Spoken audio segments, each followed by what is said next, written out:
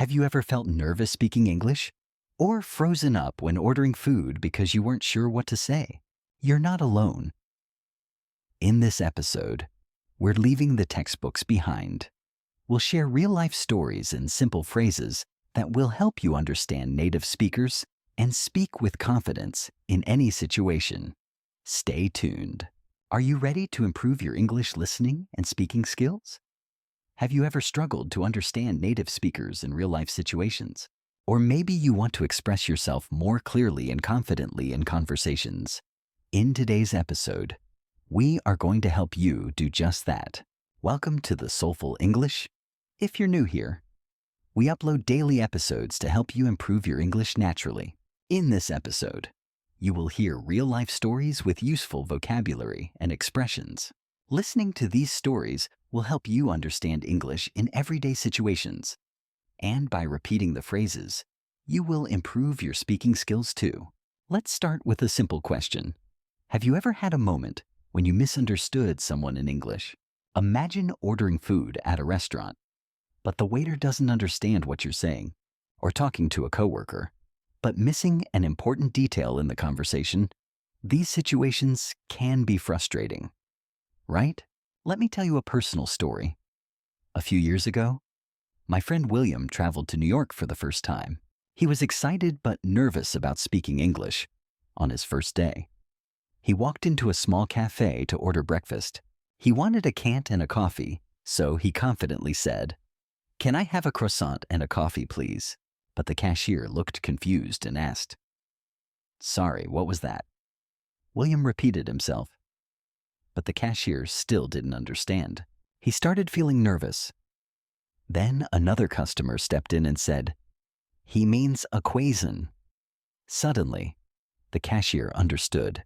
This moment taught William an important lesson. Sometimes pronunciation makes a big difference in understanding. He realized that even though he knew the words, hearing them in real life was different from learning them in a textbook. This is why listening is so important. The more you listen to real English, the more natural it becomes. And when you hear common phrases often, you will feel more confident using them yourself. Now, let's talk about another real-life situation. My cousin Olivia moved to Canada for work. She spoke English well, but when she arrived, she had trouble following conversations. People spoke quickly, used slang, and sometimes even interrupted each other. One day, she had an important meeting. Her manager asked, "Can you touch base with Kevin about the new project?" Olivia was confused. What did touch base mean? She thought. Should I physically touch something? Later, she found out that touch base means to check in or to discuss something briefly. This small phrase made a big difference in her understanding. After that, she started paying attention to idioms and expressions in conversations. So here's a tip for you. When you hear a new phrase, don't just memorize the meaning. Listen to how it's used in real conversations. Try repeating it aloud and using it in your own sentences. The more you practice, the more natural it will feel. Now, let's think about your own experience. Have you ever been in a situation where you didn't understand something in English? Maybe you misheard a word, or maybe you weren't familiar with an expression. What did you do? How did you handle it? Imagine you are at a hotel and the receptionist says, "Would you like a wake-up call?" If you're not familiar with this phrase, you might think they are asking if you need to wake up in life. But actually, a wake-up call means that the hotel will call your room in the morning to wake you up. These small but important moments happen all the time in real life. That's why listening to real conversations is the best way to improve your English. Let's do a quick practice exercise. I will say a short sentence, and I want you to repeat it after me. Ready? I'd like to order a coffee, please. Now you try. Great. Now, let's try another one. Could you repeat that? Please? These are simple, polite phrases that you can use in everyday situations. The more you listen and repeat, the more confident you will feel. Now, let's continue with another real-life story. A few years ago, my friend Michael moved to London for a new job. He was excited because it was his dream to work in an international company. He had studied English for years, but he had mostly learned from books and grammar exercises. He thought he was prepared, but when he arrived in London, he faced an unexpected challenge. Real-life conversations were much harder to understand than he expected. On his first day at work, his manager, Emily, introduced him to the team.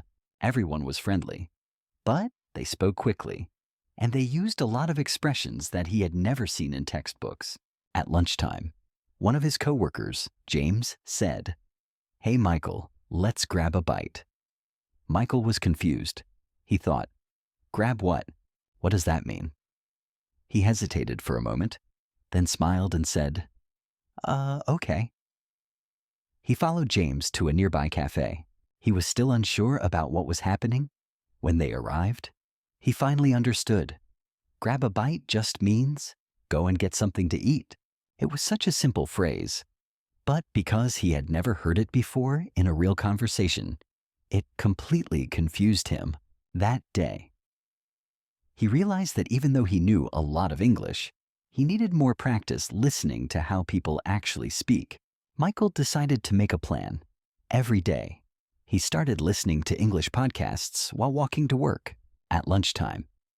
Instead of sitting alone, he made an effort to join conversations with his coworkers. At first, it was difficult. He didn't always understand everything, and sometimes he felt nervous.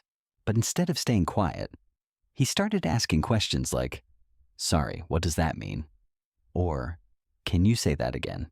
His coworkers were happy to explain, and little by little, he got better at understanding them. One day, he was in a meeting, and his manager said, "All right, let's wrap things up. This time, instead of feeling lost, he knew exactly what it meant. Let's finish the meeting." He smiled to himself because just a few weeks earlier, he wouldn't have understood that phrase. This is an important lesson for anyone learning English.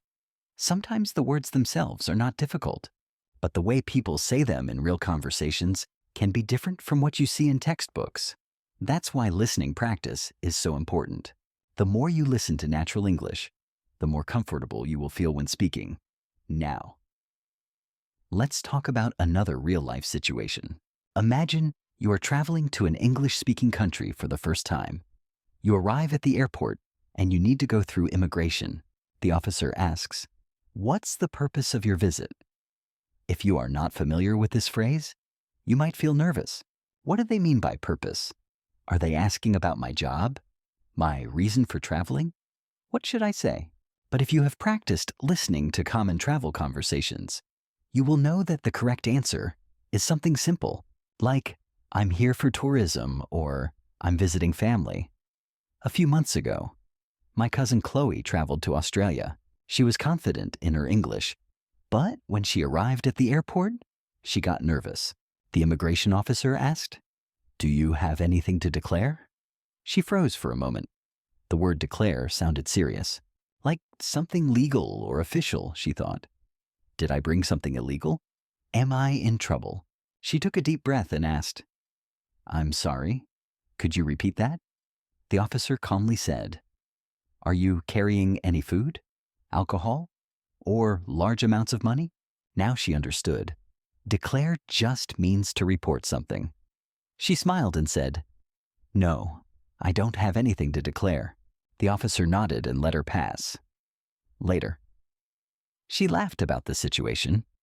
She realized that the problem wasn't her English. It was just that she hadn't heard this phrase in real life before. This is why listening to natural conversations is so helpful. The more you hear these phrases in context, the easier it will be to understand and respond naturally. Now, let's do a quick practice exercise. I'll say some common travel questions, and I want you to repeat after me. Where are you traveling from? Now you say it. Great. Here's another one. Do you have a return ticket? Try saying it aloud. The more you practice listening and speaking, the more confident you will feel in real situations.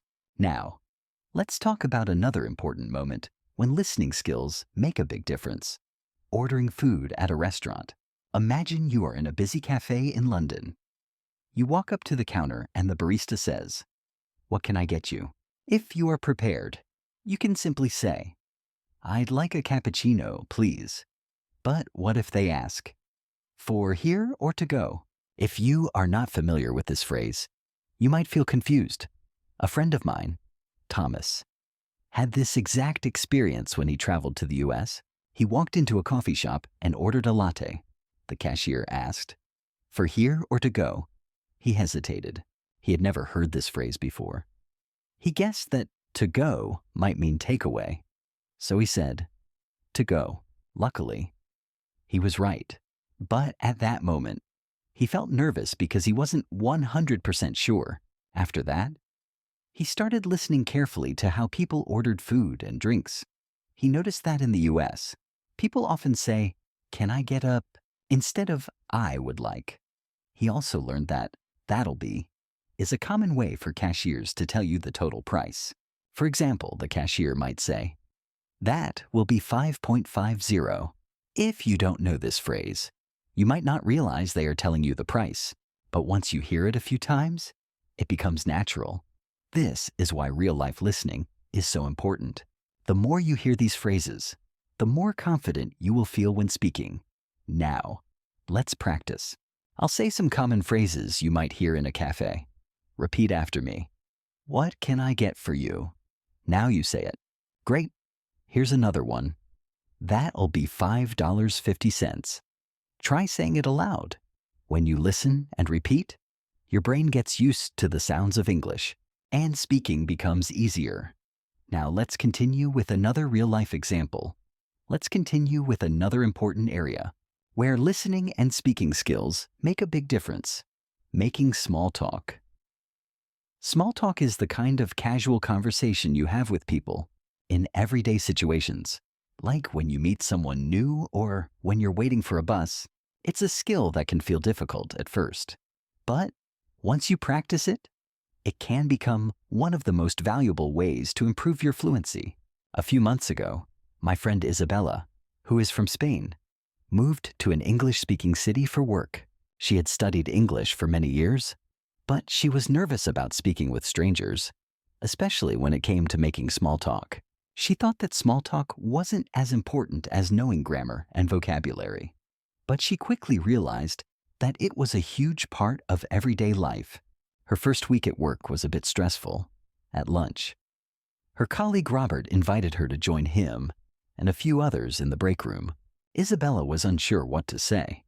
She didn't know these people very well, and she was afraid that she might say the wrong thing. When they sat down to eat, Robert asked, "So, how was your weekend?" Isabella froze for a second. In Spain, people often talk about what they did over the weekend, but she didn't know if she should share something personal or keep it simple. She finally decided to say, "It was good. I went to the park with my family." That was a safe answer, right? But then Robert smiled and said, "That sounds nice. What did you do at the park?" Isabella realized that this was just like asking someone about their hobbies or interests. It wasn't a deep conversation. It was just a way to connect. Over the next few days, she became more comfortable with small talk. She started asking her coworkers questions like, "Do you like the weather here?" Or, "What do you like to do in your free time?" And she was surprised at how easy it became. Through these simple conversations, Isabella realized something very important. Small talk isn't just about talking. It's about connecting with people. The more you practice, the more natural it becomes. And when you listen carefully, you learn useful phrases and expressions that help you speak more naturally. For example, when Robert asked about Isabella's weekend, he didn't say, "What did you do over the weekend?" Instead, he said, "How was your weekend?" This is a very common way to ask about someone's weekend or time off. When you hear these expressions in real conversations, they stick with you, and soon you'll be able to use them yourself. Here's another tip when it comes to small talk. Often people don't expect long answers. It's more about giving a simple response and asking the other person about their experience. When you're practicing, remember to listen for these small cues. For instance, someone might say, The weekend was great, but I wish it was longer. This shows that they're offering a bit of information, but they're also leaving space for you to share your experience too. Isabella started using this technique, and she found that it helped her speak more confidently. Instead of worrying about saying something perfect, she focused on the flow of the conversation and learning new phrases. One of the phrases that Isabella picked up during her first few weeks was, "What about you?" When someone asks her how her weekend was, she learned that it's perfectly natural to respond with, "It was good. Thanks. What about you?" These small, everyday conversations will help you improve your listening and speaking skills, and you'll start to feel more confident in social situations. This is something that can't be learned from a textbook alone. It's about engaging with people, paying attention to how they speak, and practicing how you respond. Now, let's shift gears and talk about something else that can challenge English learners: understanding different accents. When you're learning English, you might find it hard to understand different accents or regional variations, whether it's British, American, Australian, or even different accents within the same country. Understanding accents is an important part of mastering English. Let's take a step back for a moment. I want you to think about your own journey in learning English. Have you had moments where you felt unsure or confused in a conversation? Maybe you were listening to someone speaking quickly, or you didn't understand a slang word or idiom. It happens to all of us, and it's part of the process of learning a new language. The key is not to give up. Keep practicing and keep engaging with real conversations. Every time you listen, you get a little bit better. Remember, English isn't just something you learn from books. It's something you experience through conversations, stories, and real-life situations. Whether it's making small talk with a friend, ordering food at a restaurant, or simply listening to someone tell a story, every moment is a chance to improve. By listening to real stories, you start to notice the natural rhythm of English. You learn how words flow together in sentences, how people express themselves in different situations, and how to use the right phrases at the right time. This is the kind of practice that will help you sound more natural when you speak. When I was visiting New York a couple of years ago, I got a little lost while walking around the city. I decided to stop and ask someone for directions. I approached a friendly-looking person and said, "Excuse me, can you tell me how to get to the subway?" He looked at me and said, "Yeah, just go straight ahead, take a left at the lights, and you'll see it on your right." That was simple enough. But I was surprised at how fast he spoke. He didn't slow down to explain, and I had to listen very carefully to catch all the details. In that moment, I realized how important it is to focus, not just on the words, but on how they're delivered. Native speakers often speak quickly and they use shorthand or expressions that might not be in your textbooks. For instance, when the man said, "Take a left at the lights," he was using a common phrase to mean turn left. At the traffic lights, it was casual and quick. But once I understood the phrase, I realized how useful it would be to remember for future conversations. To improve your skills in asking for directions, start by learning common phrases and expressions. You'll often hear people say things like, "Go straight," "Turn left," "It's around the corner," and "It's just a few blocks away." These are all useful phrases that you'll encounter frequently when you're practicing. Listen to how native speakers use these phrases in everyday situations. By listening to podcasts, YouTube videos, or watching movies, you'll be able to hear these expressions in different contexts. After practicing asking for directions in English, try to imagine yourself in the situation. Maybe you're lost in a new city and you need to ask for help. Practicing these types of conversations in your mind, or even aloud, will help you prepare for when you are actually in this situation. Let's move on to another practical area that will help you with your listening and speaking. Handling problems and complaints in English. This is another important part of everyday life. Whether it's at a store, in a hotel, or during an interaction. With customer service, knowing how to express your problems clearly is essential. I had an experience a few months ago. When I was staying in a hotel during a business trip, I checked into my room, but when I tried to use the Wi-Fi, it wasn't working. I called the front desk and said, "Excuse me, the Wi-Fi isn't working in my room. Could you help me?" The receptionist on the phone replied, "I'm sorry to hear that. Let me check and see what I can do." After a few minutes, she called me back and explained that the Wi-Fi was down in the building, but they would be fixing it soon. She was polite and apologized, which made me feel better. In this situation, I learned a few things that I want to share with you. First, when you have a problem, it's important to remain calm and explain the issue clearly. You can use phrases like, "I'm having trouble with," or "there's a problem with," to describe the situation. Second, if someone else is trying to solve the problem for you, you should listen carefully to their response. They might use phrases like, "Let me check on that for you," or "I'll have someone take care of it."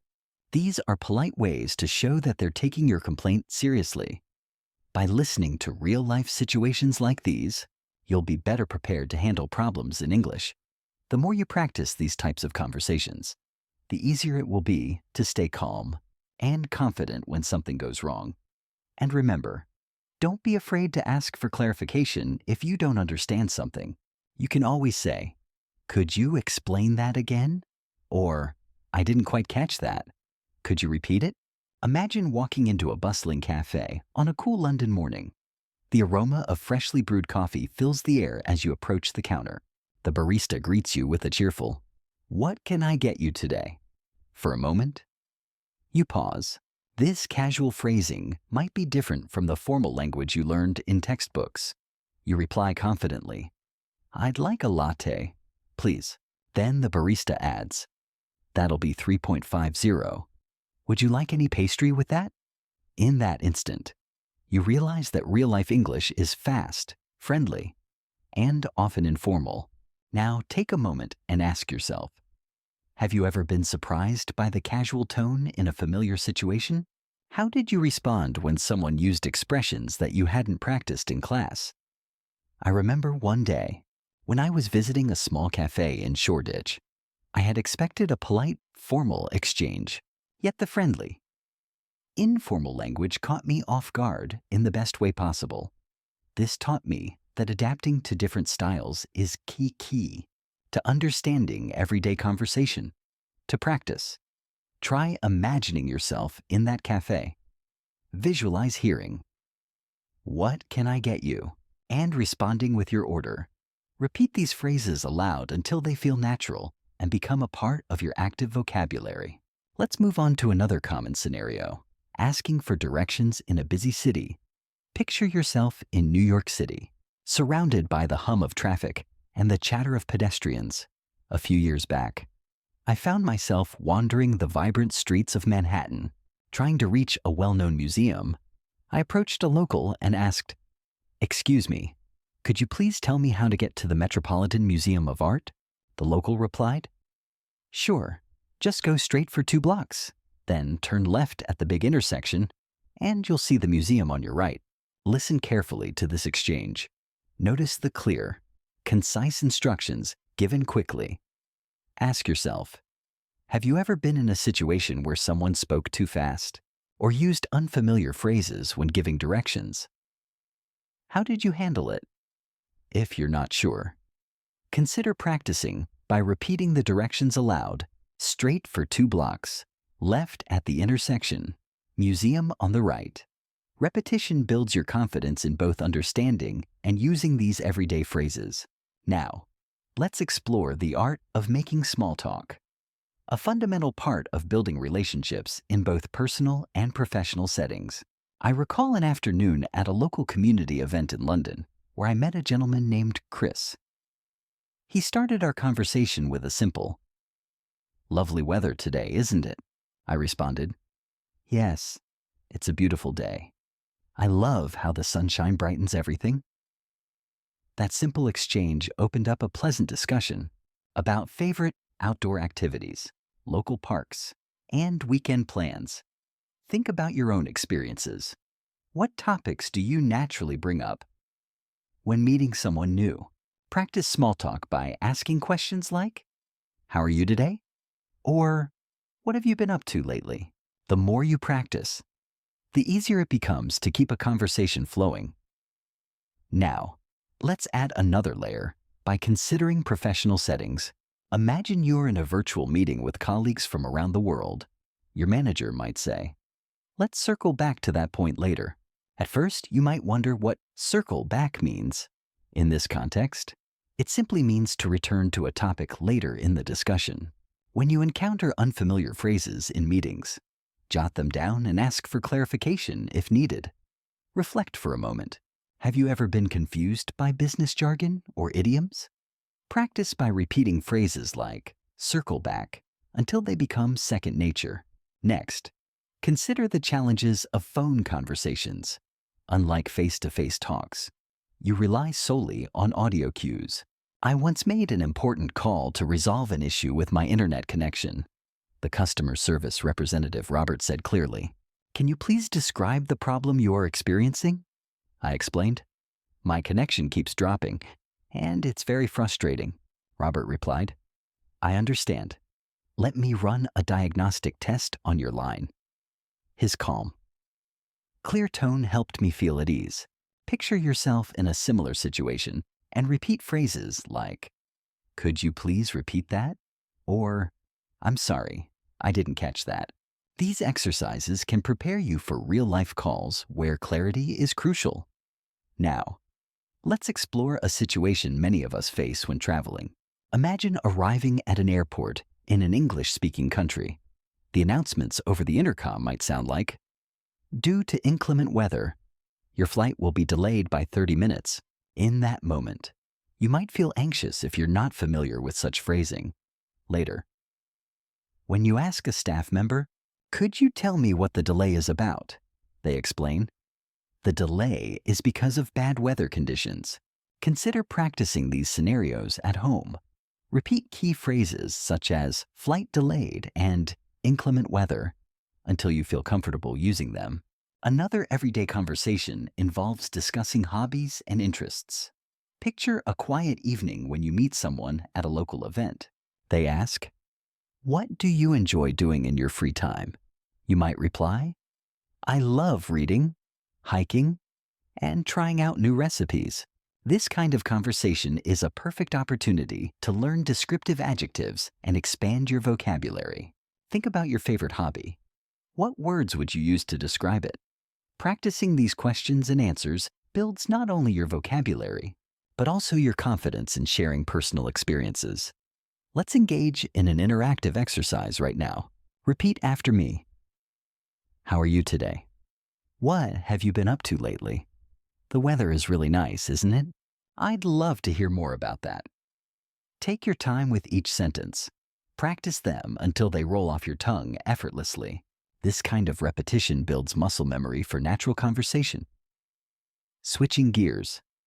Let's delve into conversations at work, specifically handling meetings and presentations.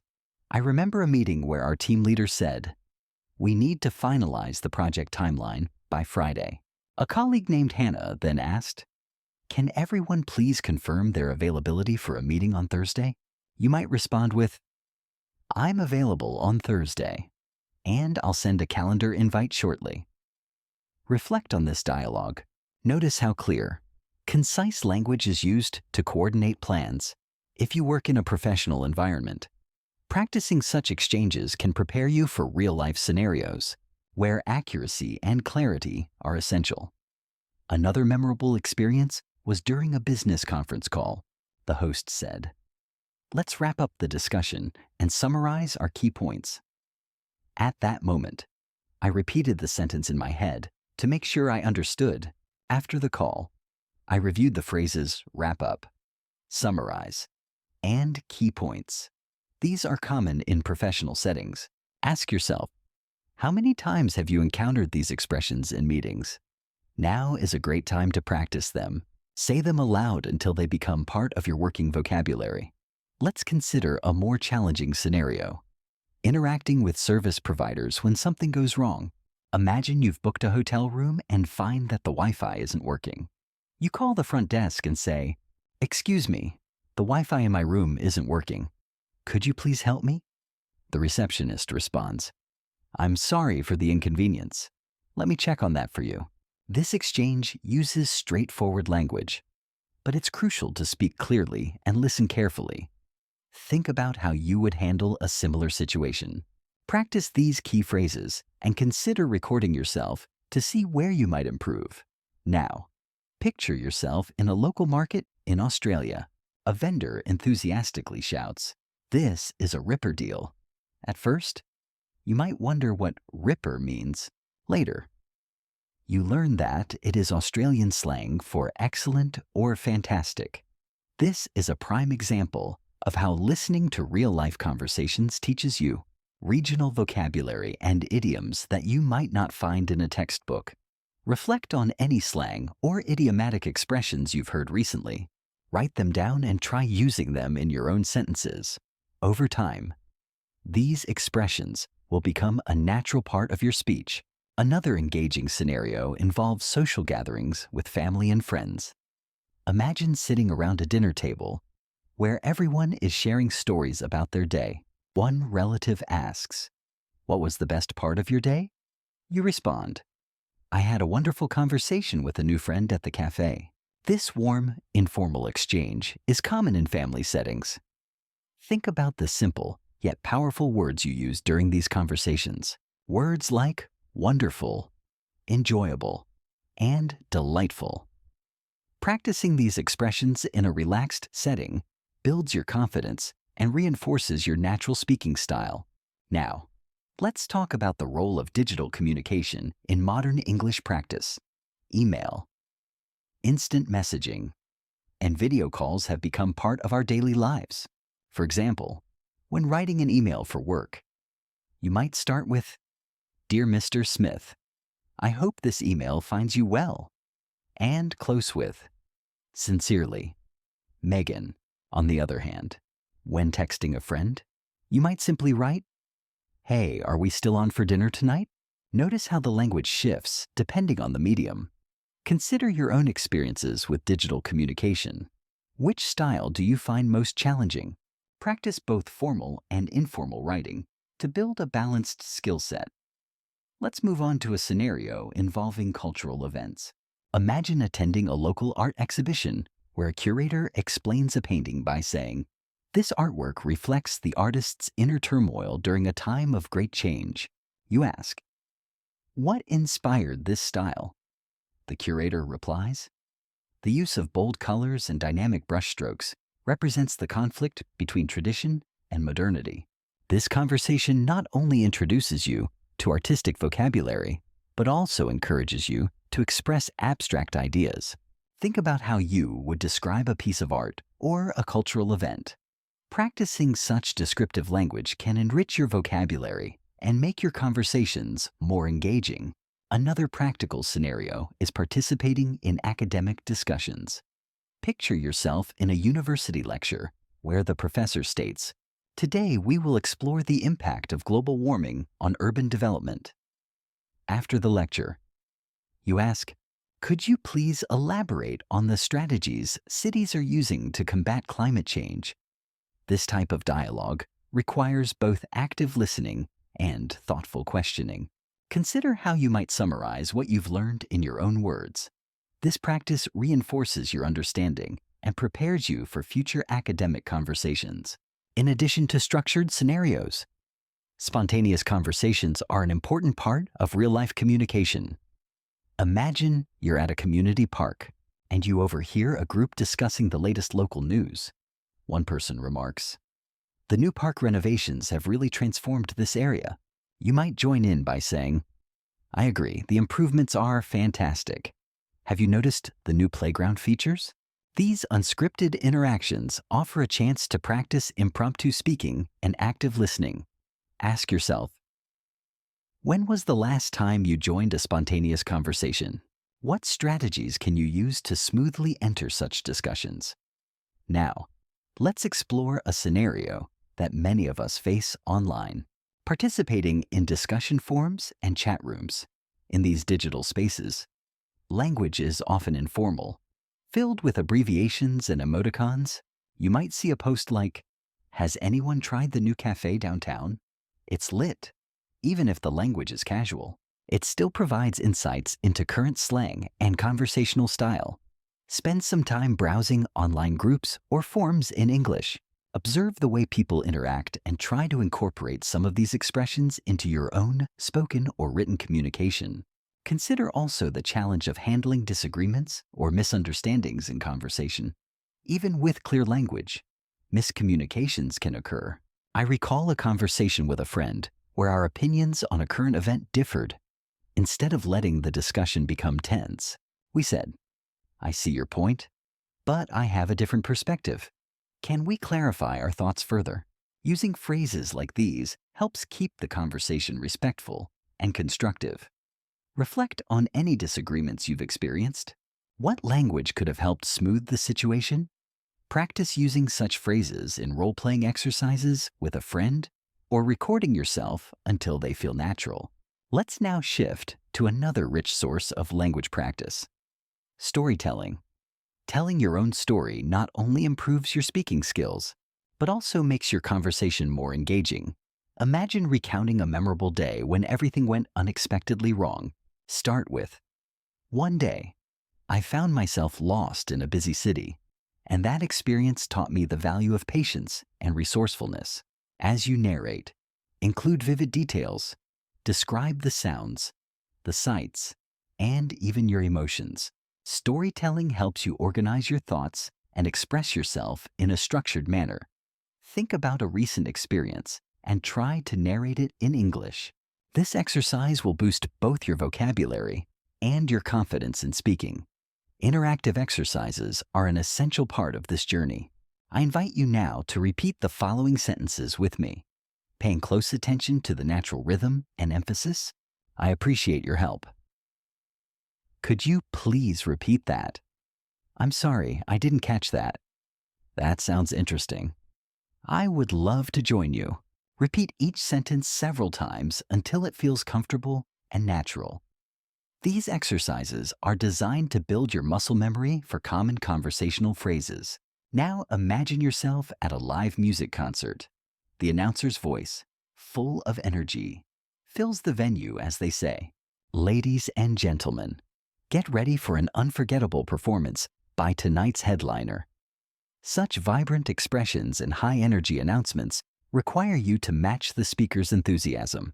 Visualize yourself in that setting. What would you say if you wanted to compliment the performance? Perhaps, "The energy on stage is electrifying." Practicing such dynamic language can help you adjust your tone and pace to suit different emotional contexts.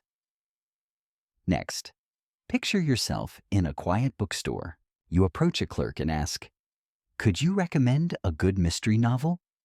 The clerk smiles and replies, "Certainly. This bestseller has a captivating plot and intriguing characters." This simple interaction introduces descriptive adjectives and polite inquiries that are common in everyday conversations. How would you describe your favorite book or genre? Spend a few moments thinking about this and practice forming sentences that describe your interest in detail. Let's turn our attention now to public services. Imagine you're at a government office applying for a new passport. The clerk greets you with, "Good morning. How may I assist you today?" You reply, "I need to renew my passport, please." The conversation continues with precise questions and answers such as, "Could you please provide your current passport number?" and "Do you have all the required documents?" These formal exchanges require you to be both clear and concise. Practice such dialogues with a friend or even role-play them in front of a mirror. Notice how using polite expressions like "please" and "thank you" makes the conversation smoother and more effective. Another scenario involves visiting a healthcare facility. Imagine sitting in a doctor's office where the physician asks, "How have you been feeling recently?" You might answer, "I have been experiencing headaches and a bit of fatigue." The doctor then follows up with, "Can you describe the nature of your headaches?" Such conversations demand clear communication about your symptoms. Practice describing common health issues in simple, direct language. Repeating phrases like, I feel unwell, or the pain is moderate and sometimes sharp, will prepare you for real-life medical discussions. Digital communication also plays a crucial role in modern English. Consider video calls where you see not only the speaker's words, but also their facial expressions and gestures. In a recent video meeting, a colleague said, "Can everyone see my screen?" and quickly followed up with, "Please let me know if you have any questions." Video calls require a blend of clear speaking and active listening. Practice these interactions by joining online webinars or virtual meetups. The more you expose yourself to different digital communication styles, the more natural they will become. Now, let's explore how discussing current events can enrich your language skills. Imagine listening to a news report that states, local communities are coming together to address recent flooding. Such statements are filled with formal language and important vocabulary. After listening, try summarizing the news in your own words. The report discussed how neighborhoods are uniting to deal with severe floods. This exercise helps you process information, retain new vocabulary, and practice summarizing. A key skill in both listening and speaking. Another engaging scenario is participating in group discussions or debates. Picture yourself at a community forum where the topic is the impact of social media on daily life. A participant might begin, "I believe social media has revolutionized the way we communicate, but it also presents challenges such as privacy concerns." You might respond with, "I agree that social media has its benefits, but I'm curious about its effects on face-to-face interactions." Engaging in debates not only exposes you to different viewpoints, but also teaches you how to articulate your opinions clearly. Reflect on any group discussion you've been part of. What phrases did you use to express agreement or to politely disagree? Practice these phrases until you feel they become an integral part of your conversational toolkit. Next, let's consider the practicalities of everyday shopping. Imagine entering a department store and needing assistance finding an item. You might approach a sales associate and ask, "Excuse me, could you help me locate the electronics section?" The associate might reply, "Yes, it's on the second floor, near the home appliances area." Such interactions, though brief, are essential in daily life. They emphasize the use of polite inquiries, clear directions, and simple language. Visualize yourself in this scenario and practice the key phrases. How would you modify your request if you needed additional information, such as, "Could you please show me where that is?"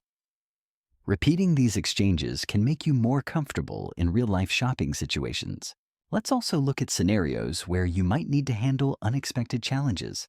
Imagine you're out with friends and suddenly the weather changes.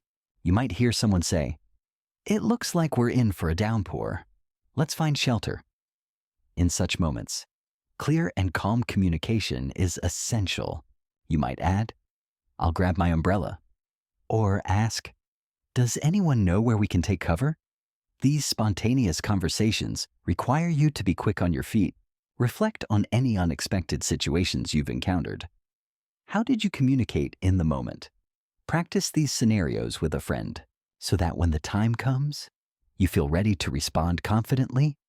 Consider next a scenario involving a friendly debate on a lighthearted topic, such as discussing favorite cuisines.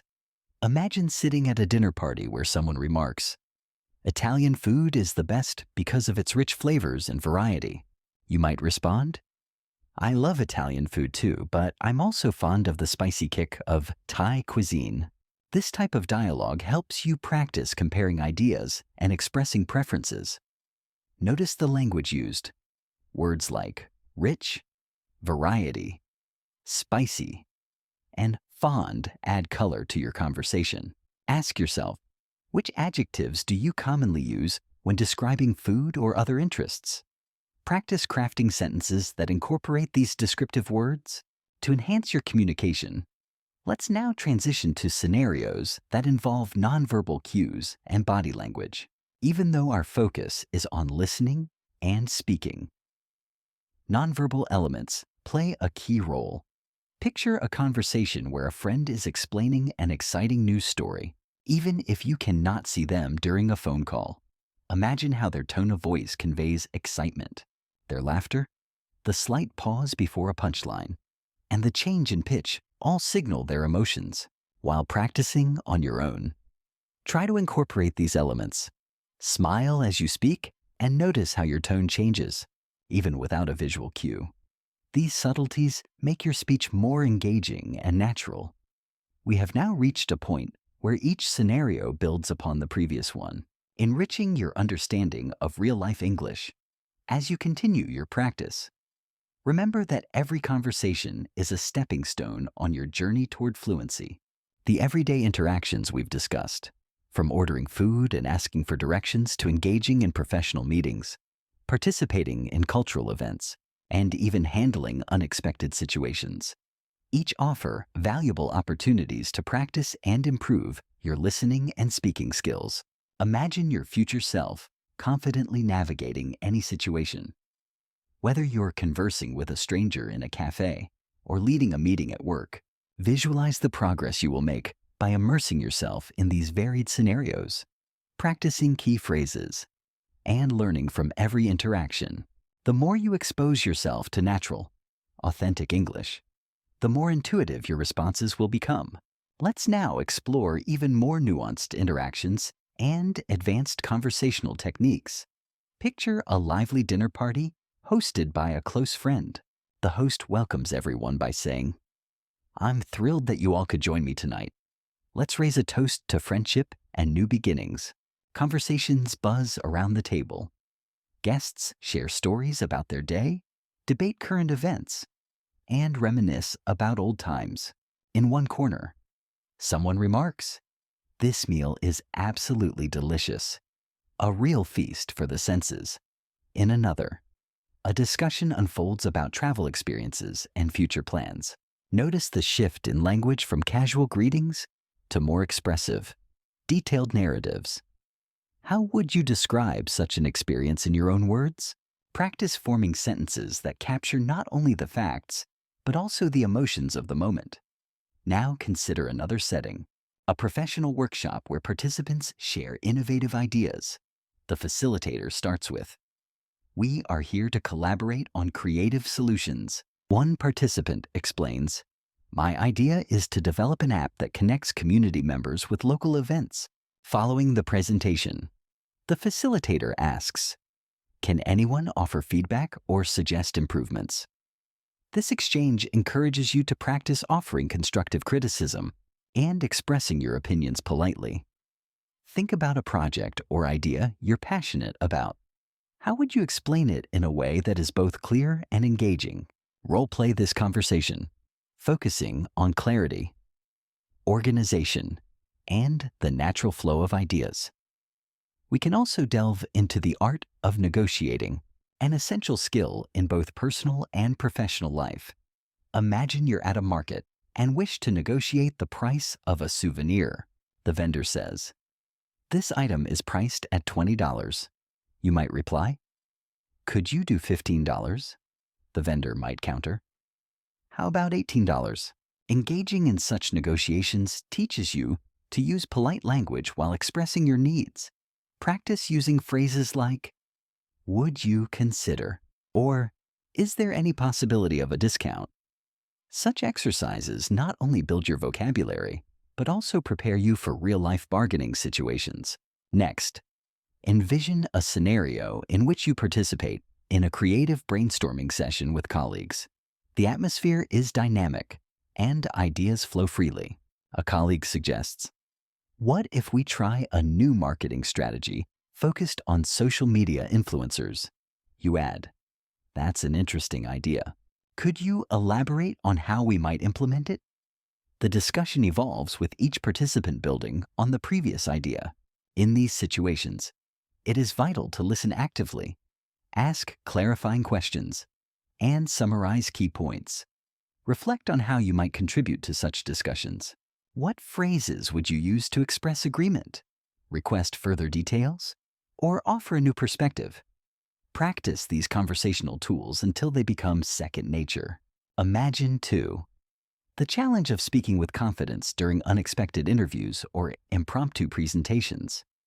Perhaps you're at a networking event and someone unexpectedly asks, "Can you tell me about your work?" You might respond with a brief, confident summary. "I work in digital marketing, helping businesses connect with their audiences through innovative online strategies." This type of spontaneous speaking requires you to organize your thoughts quickly and express them clearly. Practice by preparing a few short introductions about yourself and your work. Repeat them until they sound natural and relaxed. We've covered scenarios from formal meetings and technical support calls to casual dinners and lively debates. Each example emphasizes the importance of active listening, thoughtful questioning, and clear expression. As you move forward, incorporate these techniques into your daily interactions, whether you're speaking one-on-one or in a group. Every conversation is an opportunity to refine your skills. Now, consider integrating multimedia into your practice. Audiobooks, radio shows, and podcasts offer a wealth of authentic language exposure. I remember listening to a popular British audiobook narrated by an actor with clear, crisp pronunciation. I paused frequently to repeat sentences and mimic the intonation. Such shadowing exercises can dramatically improve your accent, rhythm, and overall fluency. Choose a short audio clip from a source you enjoy and practice shadowing it. Notice the subtle inflections and the natural pauses the speaker uses. Over time, you will find that your ability to understand and replicate these patterns will enhance your overall speaking proficiency. In addition to shadowing, consider engaging with language learning apps that offer pronunciation and listening exercises. Many apps feature interactive lessons where you can record your voice, receive feedback, and compare your pronunciation with native speakers. This kind of immediate feedback is invaluable for improvement. Ask yourself, which app or resource has helped you the most so far, if you haven't tried one yet? Explore a few and see which fits your learning style best. We have now covered numerous scenarios, from everyday errands and social gatherings to professional environments and cultural events. Each situation is designed to immerse you in real-life English and build your confidence in listening and speaking. As you practice these exercises, remember that improvement comes gradually. Celebrate each small success and view mistakes as opportunities for learning rather than setbacks. Now, let's move on to exploring even more nuanced interactions and advanced techniques that build on everything we've discussed so far. Imagine engaging in a lively debate about current events with a diverse group of friends. One person might say, "Social media has revolutionized communication, but it has also created challenges in maintaining genuine relationships." You could respond with, "I see your point, and I wonder how we can balance technological advancements with personal connection. What do you think are some practical solutions?" This exchange requires you to listen carefully, process multiple viewpoints, and articulate your thoughts clearly. Practice summarizing what others say, and then building on that with your own insights. This active engagement is a powerful way to improve both your listening and speaking skills. Think about how you can apply these techniques in your daily routine. Perhaps you can start a conversation journal where you write down interesting phrases, idioms, or new vocabulary you hear during the day. Reflect on conversations you had, what worked well, and what could you improve next time. This reflective practice turns everyday interactions into valuable learning experiences. Consider also exploring role-playing exercises with a language partner or even by yourself in front of a mirror. Imagine various scenarios: a job interview, a customer complaint, a casual chat with a neighbor, and act them out. This role-playing not only reinforces the vocabulary and expressions you've learned, but also helps you develop a natural, confident speaking style. Challenge yourself by switching roles. One moment, you're the speaker. The next, you're the listener. How does your language change in each role? This exercise will help you become more adaptable and aware of the nuances of conversation.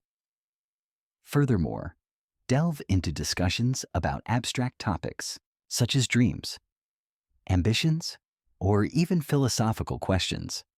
For instance, you might say, "What do you believe is the most important quality for success?"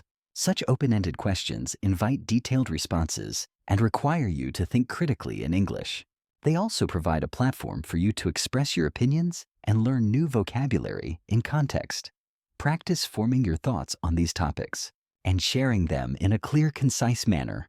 Over time, you'll find that your ability to discuss complex subjects improves dramatically. As you continue your journey, it's important to vary your sources of input.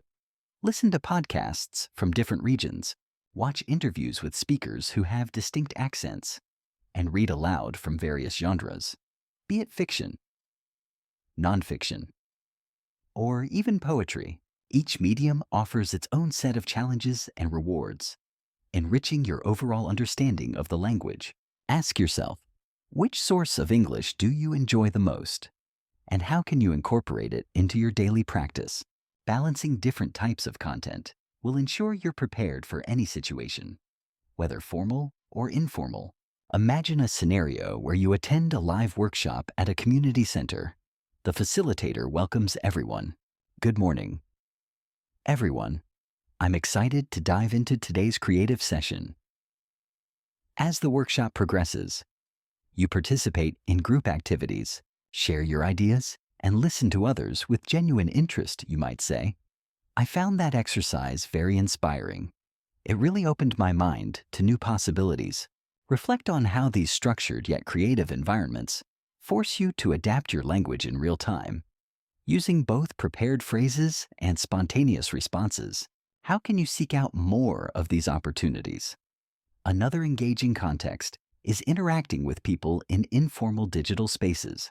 Consider joining an online chat room or a discussion board dedicated to topics that interest you. Whether it's a forum about travel, cooking, or technology, these platforms allow you to see natural written English in action.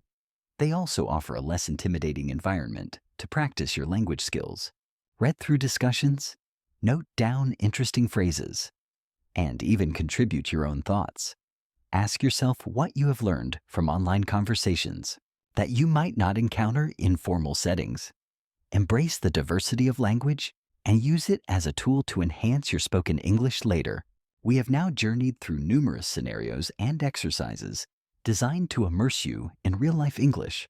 Each experience, from ordering coffee and negotiating prices to debating current events and storytelling, builds your ability to understand and respond naturally. Remember, every conversation you engage in is an opportunity to learn, and every mistake is a stepping stone to improvement. Keep challenging yourself, keep practicing, and most importantly, keep enjoying the process of learning. So, imagine you're stepping into the world of English conversation. You might be feeling a little nervous or unsure of how to express yourself in a new language, but that's perfectly normal. Every time you try, you're improving your skills and getting better at understanding how English works. When it comes to speaking English confidently, it's not about being perfect. It's about being clear and feeling comfortable while you're communicating. Let's go ahead and look at how you can start by practicing small everyday phrases that will help you build up your confidence. These are things that you can use in almost any situation, whether you're at the store, meeting a new person, or just talking with friends. For example, when you're introducing yourself to someone, you can say, "Hi, my name is your name. Nice to meet you." This simple sentence might seem easy, but it's a great way to start practicing your pronunciation, tone, and timing. Another great sentence to know is, "How are you today?" It's a friendly, welcoming way to start a conversation. When people ask you how you're doing, just respond with something simple like, "I'm doing well. Thank you." Or, "I'm good. How about you?" This is an easy way to keep the conversation going and show that you're ready to talk. Next, let's talk about how to express your thoughts clearly. You don't have to use long or complicated sentences to be understood. In fact, sometimes simple sentences are the most effective. For example, if someone asks you what you did today, you could say, I went to the park, or I worked on a project. Keeping things clear and to the point helps your listener understand you better and also makes you feel more comfortable as you speak. One of the challenges when learning a language is understanding how to react in different situations. Sometimes it can be tricky to know what to say next in a conversation, especially if the topic changes quickly. The key here is to listen closely to what the other person is saying. If they ask you a question, try to respond in a way that shows you're interested. You can say things like, that sounds interesting, or I never thought of it that way. These simple phrases show that you're actively listening, and they help you build a stronger connection with the other person. If you're not sure how to respond, don't worry. It's okay to take a moment to think before you speak. A good way to give yourself some time to think is by saying, let me think about that for a second. This phrase buys you a little time to gather your thoughts and gives you the confidence to respond more thoughtfully. When it comes to speaking English in more formal settings, like a job interview or a meeting, you might want to use slightly different phrases, but the idea is the same. Be clear, concise, and confident. For example, instead of saying, I like this idea, you could say, I believe this is a good approach. This makes your statement sound a little more formal, but it still communicates the same thing. Remember, the key to speaking confidently is to practice regularly. You don't have to wait for a special occasion to practice your English. You can practice every day, even if it's just for a few minutes. For example, you could practice your English while you're doing everyday tasks like shopping or cooking. If you're at the grocery store, try to read the labels on the products in English or practice saying the names of things you're buying. You can also practice English with your friends or family by talking to them about your day or asking them about their plans. One of the best ways to practice speaking English is by using apps or language exchange programs. These can help you practice with other learners or even native speakers. If you're not sure where to start, you can look for online communities where people help each other. Practice speaking English. There are lots of people. Another great tip is to listen to English podcasts, watch TV shows, or read books in English. When you listen to English being spoken, you'll start to hear common phrases and expressions that you can use in your own conversations. Try to repeat the phrases you hear and practice saying them aloud. This will help you get used to the rhythm and flow of the language. Don't forget to celebrate your progress. Every time you have a conversation in English, it's a step forward, even if you make mistakes. That's okay. The most important thing is that you're learning and improving. The more you practice, the easier it will get. And soon enough, you'll be speaking English more naturally and confidently than ever before. Another important part of building confidence in speaking English is finding topics that you're passionate about. If you're excited about a subject, it will be easier for you to speak about it. For example, if you love sports, you can practice talking about your favorite teams or players in English. If you enjoy cooking, you can practice describing recipes or talking about your favorite dishes. When you talk about things you enjoy, you'll feel more confident and motivated to keep learning. But what if you don't feel like you have much to talk about? That's okay too. You don't always have to have a big story or an interesting topic to share. Sometimes it's just about having a casual conversation. You can start with simple questions like, what did you do today? Or, do you like this movie? Small talk is a great way to practice speaking English and to build your confidence over time. Lastly, always keep in mind that building confidence in speaking English is a journey, not a race. It takes time and practice, and there will be ups and downs along the way. But as long as you keep pushing forward, you'll keep improving. So don't be afraid to make mistakes, and don't be afraid to speak up. Every conversation is an opportunity to practice, and each one will bring you closer to your goal of speaking English confidently and fluently. Let's continue. It's great that you're ready to dive deeper into improving your English skills. Let's build on everything we've covered so far. focusing more on everyday English and adding even more real-life examples to help you get the hang of speaking confidently in various situations. Remember, English isn't just about knowing the words. It's about how you use them, when you use them, and how comfortable you are doing so. The more real-life scenarios you practice, the more you'll feel like an English speaker. Let's start with something you probably do every day. Chatting with your friends or family. These are great opportunities to practice speaking in a relaxed, natural way. For example, maybe you're having lunch with a friend. You could say, "This food is delicious. How did you make it?" Or, "I love the taste of this dish. Do you know where I can find the recipe?" By starting with something simple like that, you're practicing how to start and continue a conversation. The more you practice asking and answering questions, the more comfortable you'll feel doing it. Now, let's take a look at how you can make small talk in different places. For example, at the grocery store, you might be standing in line, and you could say to the person behind you, "It looks like it's going to rain today. Do you think it will?" Or, "These fruits look so fresh. Have you tried them?" You're not just practicing vocabulary, you're also practicing how to make observations and ask questions. That can start a conversation. And don't forget, small talk is a great way to practice speaking English without feeling too much pressure. You can even practice your English when you're out running errands. Let's say you're at the post office. You might need to ask, "Can you help me? I need to send this package overseas. What do I need to do?" This sentence helps you practice both asking for help and talking about a common activity. Sending mail. Don't worry about making mistakes. What matters most is that you're putting yourself in situations where you can practice speaking English naturally and without hesitation. But it's not just about talking with strangers or in public places.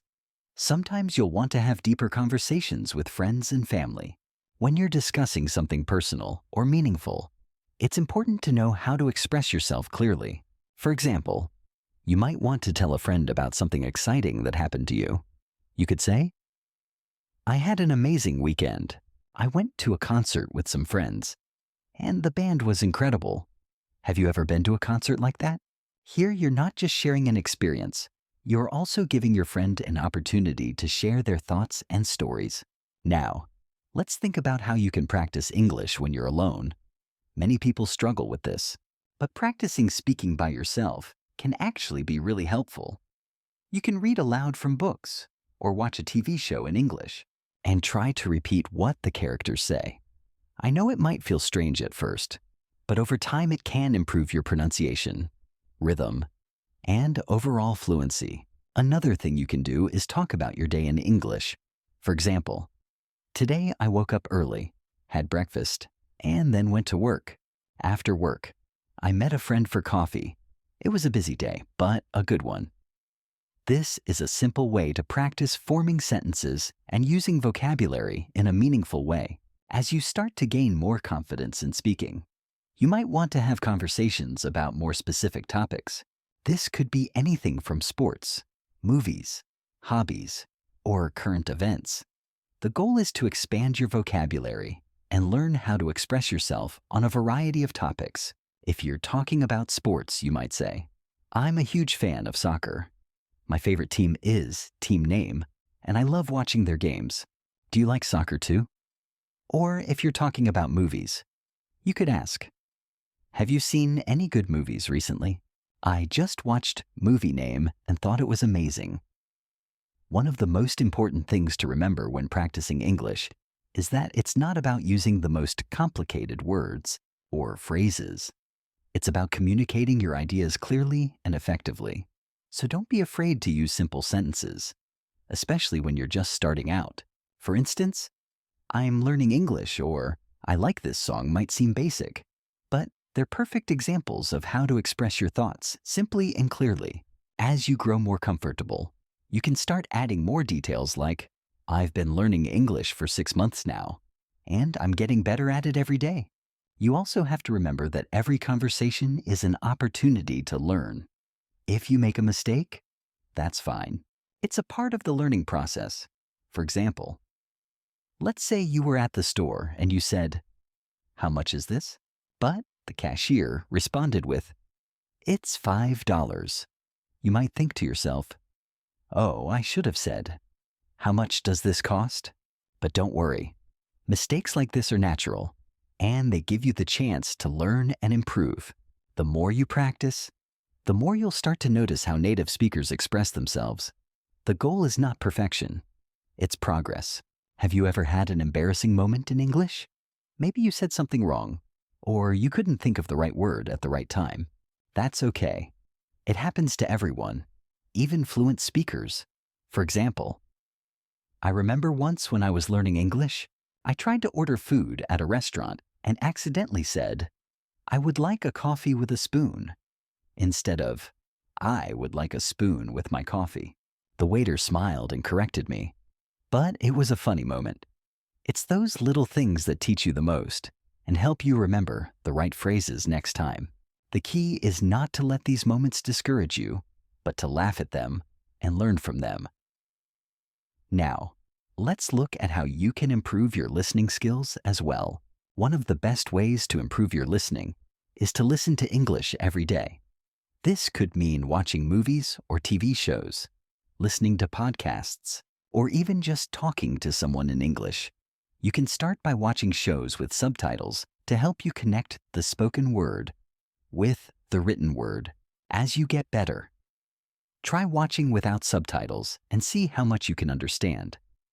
Over time, your listening skills will improve, and you'll be able to follow conversations more easily. When you're listening to English, try to focus not just on the words, but also on the rhythm and tone. Native speakers don't always speak slowly and clearly like you might hear in a classroom. Instead, they use contractions, slang, and sometimes speak really quickly.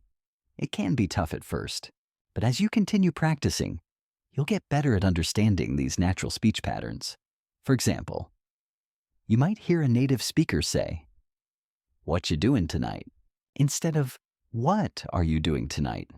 This is a common contraction, and once you get used to it, it will make listening to English much easier. One great way to practice is by listening to conversations between friends or family. For example, if you're watching a show and two characters are having a conversation, pay attention to how they respond to each other. Notice the questions they ask and how they show interest in each other's answers. You can even pause the video and repeat what they say to improve your pronunciation and sentence structure.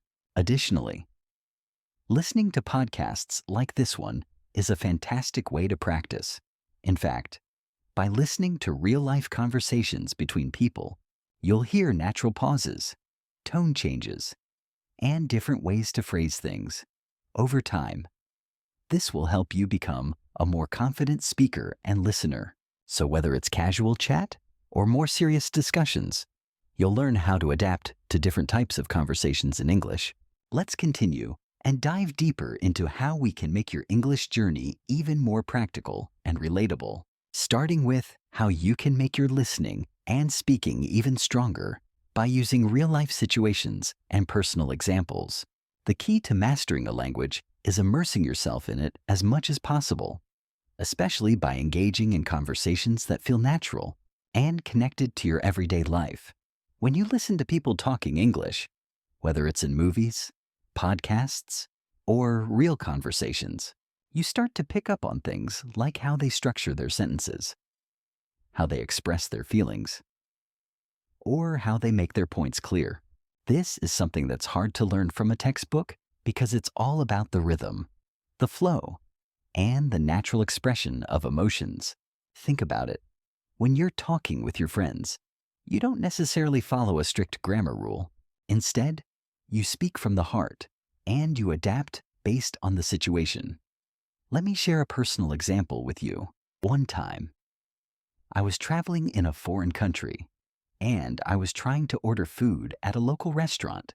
The waiter didn't speak English very well, and I didn't speak the local language, so it was a bit tricky.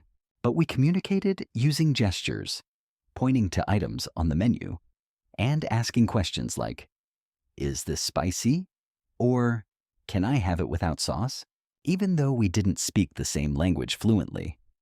The experience taught me how important it is to find creative ways to communicate. In the same way, when you're speaking English, it's not about being perfect. It's about making yourself understood and learning to adapt to the situation. This kind of experience is very useful when it comes to improving your speaking and listening skills in real-life conversations. You're not going to get the chance to think about every word you say. Instead, you need to practice speaking naturally, even when you make mistakes. It's a great way to build confidence in your English skills. Think about all the little things you say every day, like when you're talking to your friends or coworkers. For example, when you're talking about a recent event, you might say, "I went to a concert last weekend. It was amazing. Have you ever been to one?" This simple sentence helps you practice speaking in the past tense while telling a story that others can relate to. The beauty of using these real-life experiences is that they teach you how to keep the conversation going. It's not enough to just speak in complete sentences. You also need to practice making the conversation flow. Let's take a moment to think about how a conversation would go between two friends who are talking about their day. One might say, "I had such a busy day today." And the other might ask, "What did you do?" This is an excellent way to practice asking questions and continuing the conversation. You're not just focusing on words. You're focusing on the rhythm of the conversation, how one person's response leads to the other person's next sentence. It's a skill that takes time to develop, but it's worth every bit of effort. When you listen to conversations like this, it's important to focus on the little details, like how people stress certain words, how they use pauses, or even how they express feelings. For example, when someone says, "I can't believe it," they may be expressing surprise or disbelief. Understanding the tone and emotion behind the words helps you to better understand what the speaker is trying to convey. So next time you're listening to a conversation, pay close attention to how people speak, not just the words they say. Let me give you another example of how this works. A friend of mine was talking about her experience of moving to a new city, and she said, "It was overwhelming at first. Everything was new. New people, new places, new routine." In this case, she was using the word overwhelming to describe how she felt about the situation. Notice how she uses the word new repeatedly to emphasize how everything was unfamiliar. This type of speech is very common in everyday conversations, and by listening to how people express their feelings and experiences, you'll be able to practice expressing yourself in similar ways, and you don't have to look far for examples. Think about the conversations you hear every day, whether you're listening to a conversation at the coffee shop, on the bus, or while watching TV shows or movies. Each of these situations offers a unique opportunity to improve your listening skills. For instance, if you're watching a TV show, you can focus on how people react in different situations. How do they express surprise, frustration, or happiness? This type of emotional expression is just as important as knowing the vocabulary, because it helps you understand the context in which certain words are used. When I was learning English, I watched a lot of sitcoms to get used to how native speakers express themselves in casual, everyday situations. For example, in the show Friends, the characters often say things like, "Could you be any more dramatic?" or "It's not that big of a deal." These phrases might sound casual or even a bit funny, but they're used all the time in real conversations. By watching how they are used in context, I was able to pick up on the tone and rhythm that native speakers use when they talk informally. One of the biggest challenges for English learners is getting used to the speed at which native speakers talk. They speak much faster than you might expect, and sometimes it's hard to catch every word. But this is where real-life experiences can be incredibly useful. The more you practice listening to natural conversations, the better you'll get at understanding them. And it's okay if you don't catch every word at first. That's completely normal. The more you expose yourself to this type of listening, the more you'll start to understand the flow of the conversation. Let's not forget about speaking practice as well. One of the best ways to improve your speaking is by mimicking real-life conversations. For example, after you've listened to a podcast or watched a video, try to repeat some of the sentences you heard. Focus on the pronunciation, the rhythm, and the tone. You can even practice speaking out loud in front of a mirror or record yourself. Listening to your own voice will help you identify areas for improvement and allow you to see how far you've come. It's like learning to play an instrument. The more you practice, the better you get. Another important aspect of real-life English is learning the different levels of formality. For instance, when you're at work, you might say, "Could you please send me the report by the end of the day?" But when you're talking to a friend, you might say, "Hey, can you send me that report by today?" In both situations, you're asking for something, but the way you say it changes depending on the context. By practicing different levels of formality, you'll learn how to communicate effectively in both professional and casual situations. In the workplace, there are certain phrases that are used all the time. For instance, if you're working in an office, you might need to send an email asking for clarification on something. You could say, "I just wanted to clarify what you meant in the meeting earlier. Could you please explain it again?" In this case, you're politely asking for more information. This is a great example of how to practice using formal English in a professional context. On the other hand, if you're chatting with a coworker in the break room, you might say, "Hey, I didn't get what you meant earlier. Can you explain it to me?" This is less formal, but still clear and polite. Finally, let's talk about one of the most powerful ways to improve your English: practice. The more you practice speaking and listening to English, the more confident you'll become. You don't have to be perfect. What matters most is that you're putting yourself out there, engaging in conversations, and making progress every day. The more you practice with real-life situations, the easier it will be to speak naturally and understand others.